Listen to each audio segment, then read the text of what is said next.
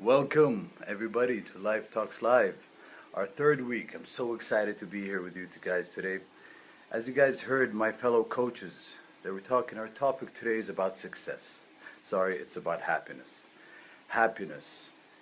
There's a professor from Harvard University. His name is Tal bin Shahar, and he teaches positive psychology and the science of happiness.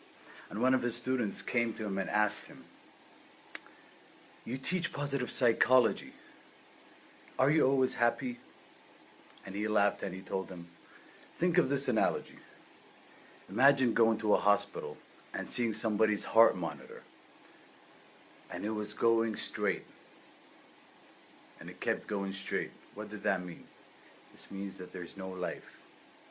Life is all about ups and downs, good days, bad days, happy moments, and painful moments. It's all about giving ourselves permission to be human, to embrace every emotion we experience, whether it's painful emotions or happy emotions. You see, as children, we give ourselves permission to be human. We cry when we want to cry, and we laugh when we want to cry, when we want to laugh.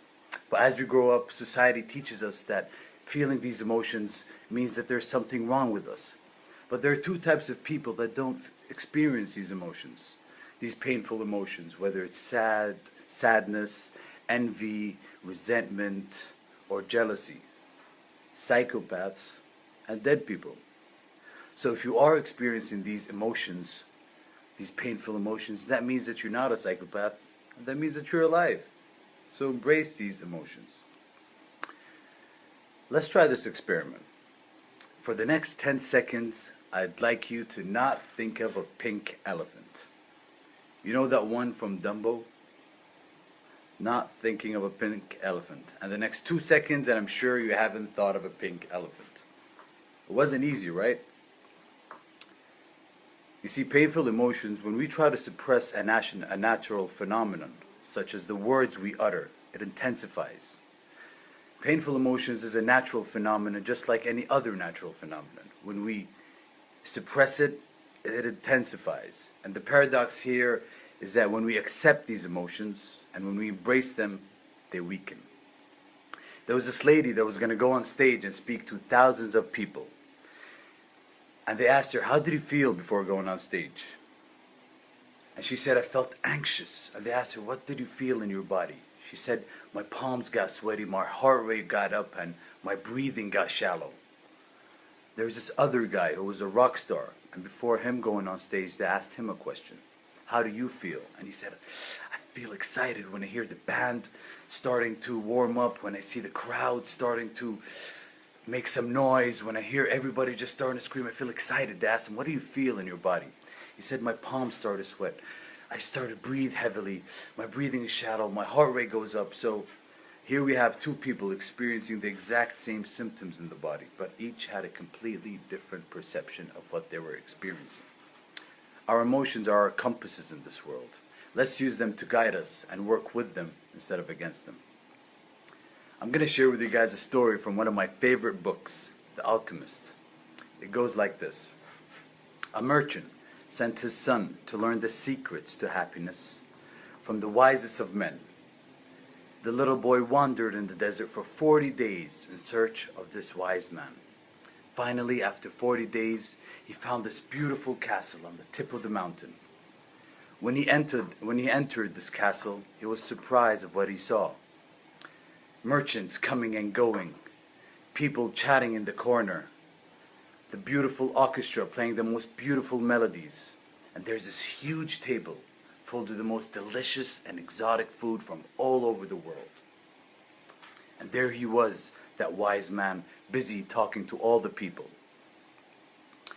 Finally, when the boy was able to be in this wise man's presence, the wise man listened patiently, carefully, and attentively to the boy's reason for his visit. The wise man said, "At this moment, I won't be able to teach you. I don't have the time to teach you the secret of happiness. But stroll around the castle and come back in 2 hours. But before you go," he handed him a teaspoon, and he poured 2 drops of oil in the teaspoon. So the boy strolled around the castle, up and down the stairs, focusing on the teaspoon and the two drops. When he came back, the wise man asked him, how did he like the beautiful garden that it took 10 years for a great gardener to grow? Or a library that's filled with thousands of books and all the wisdom of the world?